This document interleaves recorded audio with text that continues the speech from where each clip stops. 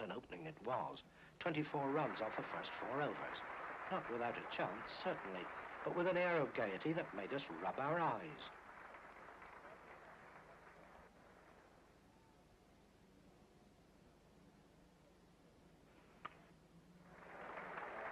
Then, from prosperity, England were tumbling into trouble within minutes.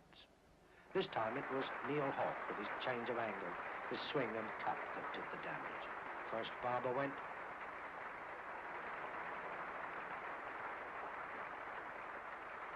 Then Boycott.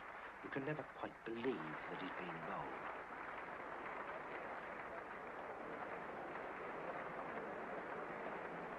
Cowdrey had the most hostile of greetings. And Dexter, after giving us an early surprise, with a most unusual break, could rarely break out of his shackles. 81 for 2 at lunch was much less than England had promised an hour before. The afternoon was Neil Hawke's. Superbly fit, he wanted to bowl and Simpson let him. Gradually, the pro-English gasometer sank. Barrington, on his own Surrey turf, hung on as the wickets went down around him.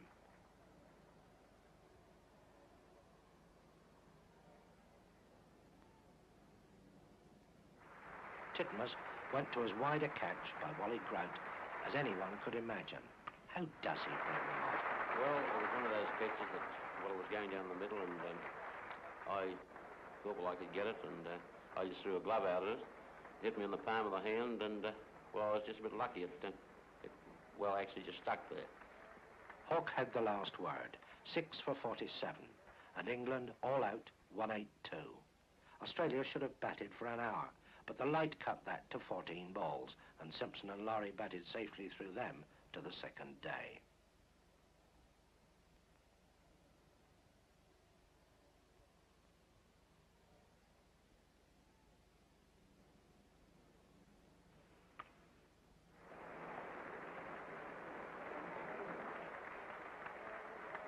And this was Laurie's day. Not everyone enjoyed it, but it made Australia all but safe. Truman, in search of 3 more wickets, to be the first man to take 300 wickets in tests, was held firmly at bay. He has bowled faster, but he's also bowled worse than this. Simpson went after seeing the shine off the ball, and soon afterwards O'Neill. But Bill Laurie stayed for more than 5 hours, all concentration and patience, setting Australia beyond defeat. Burge came and struck and went.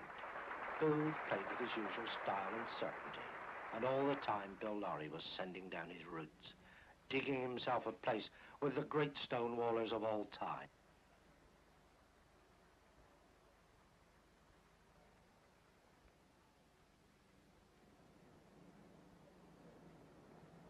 The day was nearly done before Laurie was out, and then not because of any fallibility in him, but because for the first time the pitch misbehaved when he was on the verge of his century. Cartwright and Titmuss wheeled away steadily, but by the end of yet another day of little sun and no sight screens, Australia was 63 in front with 5 first innings wickets left.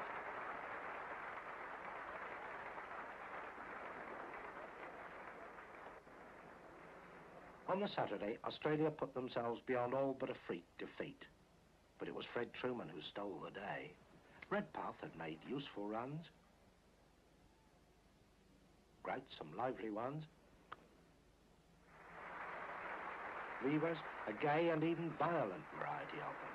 And Truman had been hit for 79 runs in the innings without taking a wicket, nor, on this particular morning, looking like taking one, until Dexter brought him back just before lunch. No one could have stage managed the affair better than Fred Truman. If a novelist or playwright had done it, we should have called it far-fetched. His first ball, a trimmer that wouldn't have been out of place in his greatest days, must have come as a revelation to Redpath, so far as he saw it at all.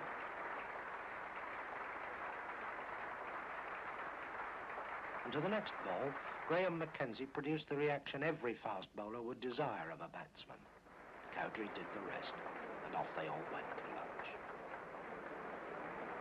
Now Fred Truman would bowl the first ball of the afternoon on a hat-trick and to be the first man ever to take 300 Test wickets. It must have killed the lunchtime bar and refreshment counter trade. Who was going to miss such an historic delivery? Having got us all there and hanging on to his every movement, Fred missed by a mile and kept us waiting for over half an hour before he bowled the ball he wanted to Neil Hawke and found the outside edge. Again, Cowdrey was his accomplice. And there he was. There, after all the controversy, the bad days, being dropped for the Old Trafford game, he'd done it. And we remembered in this moment those wickets thundered, rocketed and swept away over 12 spectacular, controversial, but never dull years. The first time this season I could smile, and it was a smile of happiness. At last the pressure was off and I'd done what I wanted to do, and the only thing wrong is I had to wait so long to do it. Thereat, Fred nipped in with a fourth wicket and better figures than Tom Cartwright, who bowled nearly 30 more overs. And Fred came off delighted with himself.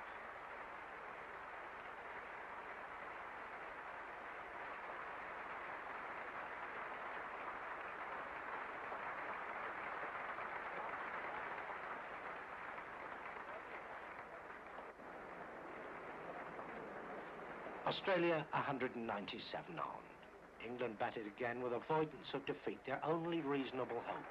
And then, in the perverse way their supporters had come to expect, they batted with the aggression of a side with a game to win. In one case, more than that.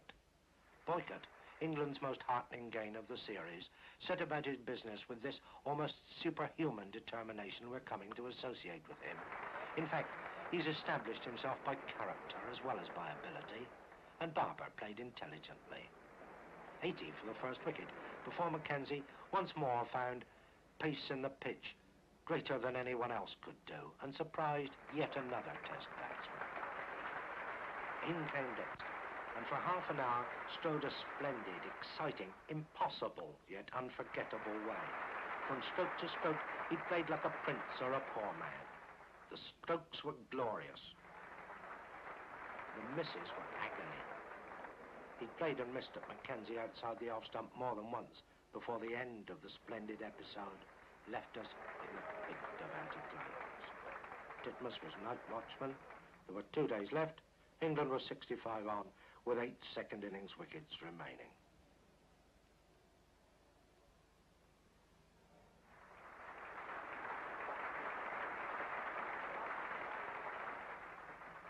You may argue as you wish about the fourth day. Was it England's or Australia's? To be sure, England made runs, but did they make enough? Or make them fast enough? Or did Australia contain them, holding them back crucially behind the kind of score that would have given them even half a chance of declaring and winning? The runs certainly came. Boycott made the first century of many that, barring sad accidents, he must surely make in Test cricket. He concentrates so hard, plays so close to his body, so unwinkingly, so straight. The stroke with which he reached his century received the cheers. You won't forget that moment. But the next stroke was, in its way, more significant. He was more determined than ever. The 100 was to be no more than a landmark. It was Simpson with a leg break, so long a deadly weapon against Yorkshiremen, that ended his innings after lunch. Titmuss hung on. Briefly, he hit, and hit spectacularly. But in the main, he was content, Bill Lorry fashion, to survive. At the other end, Cowdrey set out to prove he should never have been dropped. Tom Vevers once more bowled on and on. Length, flight and turn. Length, flight and turn. Faithful as a clock, and however hard he worked, happy as a boy. Now Simpson bowled his leg breaks, steadily as a rock.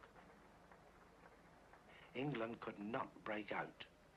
When Mackenzie once more burst through an established batsman by his pace off the pitch, he equalled Clary Grimmett's record for an Australian of 29 wickets in a series in England. Down the rest of the day, Australia bowled tight, fielded keenly, and though Cowdrey could play calmly, even majestically, and Barrington could stay, they could never gallop.